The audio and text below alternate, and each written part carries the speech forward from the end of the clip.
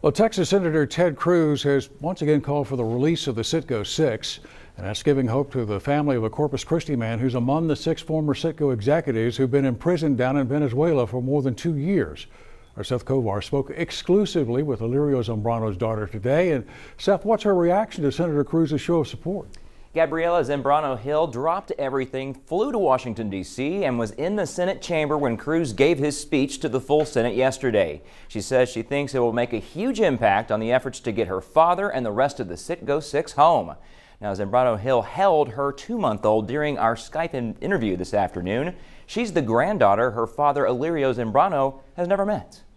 These families are waiting for their fathers, for their sons, for their husbands to come home. Home, a place Alirio Zambrano hasn't seen in more than 2 years. Yesterday, Senator Ted Cruz stood before the full Senate demanding that Venezuela change that. Those who are keeping Americans wrongfully imprisoned, who are committing evil, should know that we will not give up.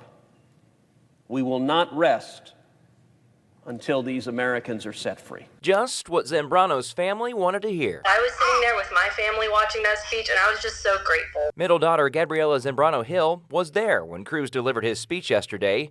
We last heard from her earlier this month when word came down that the Citgo Six were released from prison and instead put on house arrest. Zambrano Hill was pleased with Senator Cruz's message of, "That's not enough." What I hope comes out of the speech is that it's a very clear message to the people who are holding my family hostage and captive that they haven't fooled us. House arrest is excellent, but that is not the same as real freedom. Something she and countless others have been marching, petitioning, and otherwise calling for since the arrests. Senator Cruz applauded their efforts, while Zambrano Hill pledged to keep fighting. These families have left no stones unturned in their efforts to bring back their loved ones. We're not going to stop pushing until they all come home to us. Okay. Hopefully in time for Christmas. That would be wonderful. The Citgo Six were called to a meeting in Venezuela in November of 2017 where they were arrested on corruption charges that are almost certainly false.